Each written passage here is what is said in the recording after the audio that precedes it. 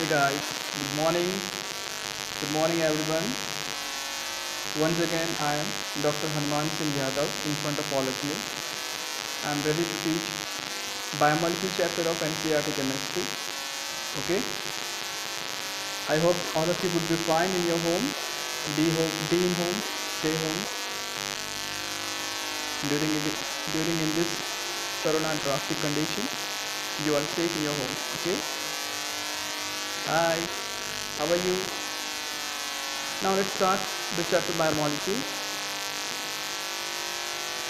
First of all, we have to learn that what is biomolecule. Okay, biomolecule, it means these are those molecules.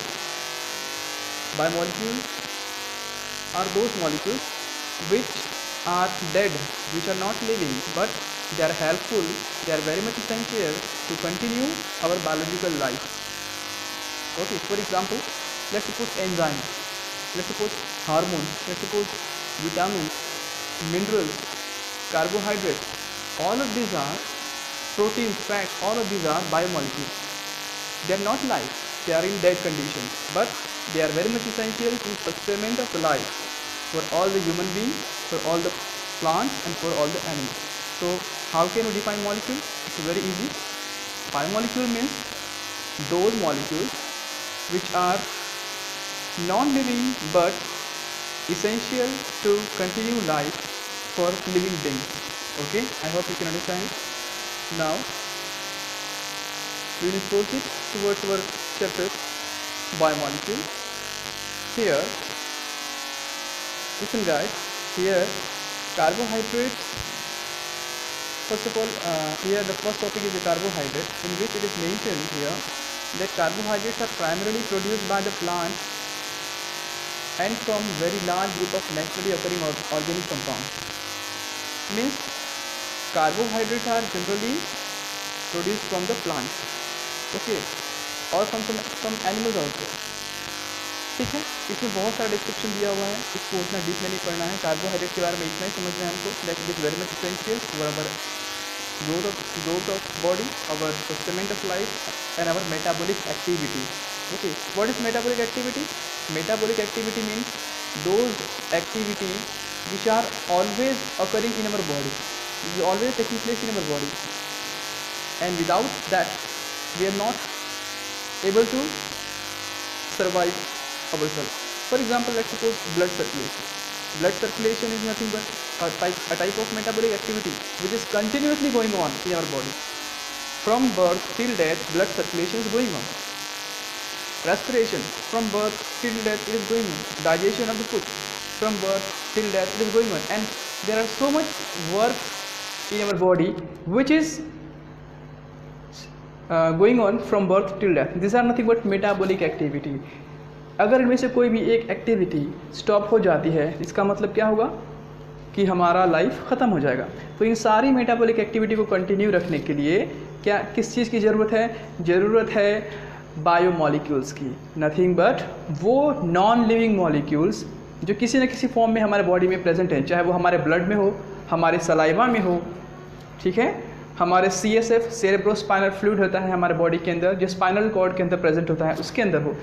ठीक है, ये सारी चीज़ें हमारे लिए ज़रूरी हैं. ये सारा जो मैटर है वो बायोमॉलिक्यूल का ही है. ठीक है, तो बायोमॉलिक्यूल में सबसे पहले हमको स्टार्ट करना है कार्बोहाइड्रेट टॉपिक से. देखिए यहाँ पर एक शॉर्ट डेफिनेशन दिया हुआ है कार्बोहाइड्रेट का. क्या दिया हुआ है देखिए,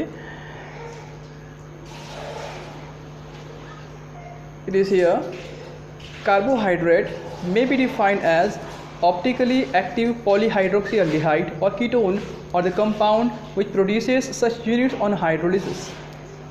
यहाँ तक. ठीक है, इसका क्या मतलब हुआ?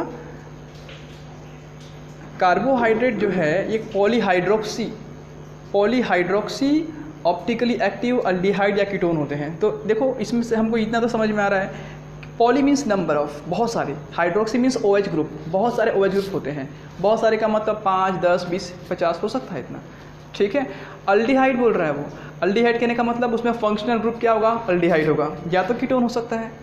हम लोगों ने दो नाम बहुत ही फेमस, मतलब बहुत ही सुना है, बहुत बार नाम सुना है. एक है ग्लूकोज और एक है फ्रुक्टोज. आप लोगों ने सुना होगा. यस, ग्लूकोज बताना चाहूँगा, this is the example of polyhydroxy aldehyde, एक ऐसा अल्डिहाइड जिसमें बहुत सारा OH होता है। मैं बताना चाहूँगा बहुत सारा का मतलब यहाँ पे 5 OH होता है, ठीक है। तो बहुत सारा means it is more than one, इसलिए वो पॉली कहलाता है। लाइकवाइज दूसरा नाम सुना होगा आप लोगों ने फ्रुक्टोज का। फ्रुक्टोज भी पॉलीहाइड्रोक्सी कीटोन होता है। तो इसका क्या मतलब हुआ कि एक ऐसा कीटोन जिसमें बहुत सारा OH होता है, ठीक है। तो ये दोनों के दोनों कार्बोहाइड्रेट ही हैं, चाहे वो ग्लूकोज हो चाहे वो फ्रुक्टोज हो, दोनों के दोनों क्या है, कार्बोहाइड्रेट है, ठीक है। हम लोग इसको आगे पढ़ेंगे। देखिए और क्या लिखा है यहाँ पे, और लिखा है some of the carbohydrates which are in sweetened test and also called sugar, and the most common sugar present in our home is named as sucrose.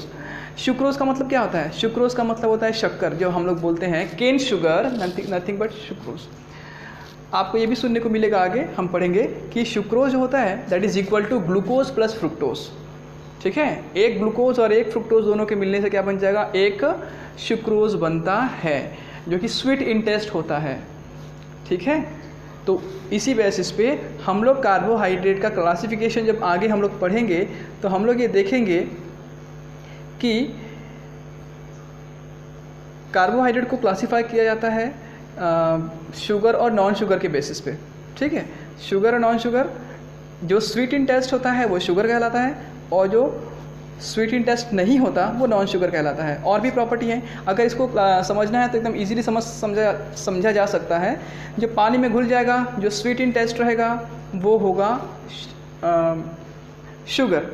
Sugar वाला कार्बोहाइड्रेट, ठीक है। इसका अपोजिट क्या बोलेंगे, which is not sweet in taste and also not show hydrolysis, means not dissolve in water easily, okay, that is called as non sugar. Okay, अभी हमारा जो next topic है वो क्लासिफिकेशन ऑफ कार्बोहाइड्रेट है। Okay, thank you for watching this video. अगर आपको ये पसंद आया है तो प्लीज़ इसे लाइक कीजिए, शेयर कीजिए, सब्सक्राइब कीजिए। Thank you very much.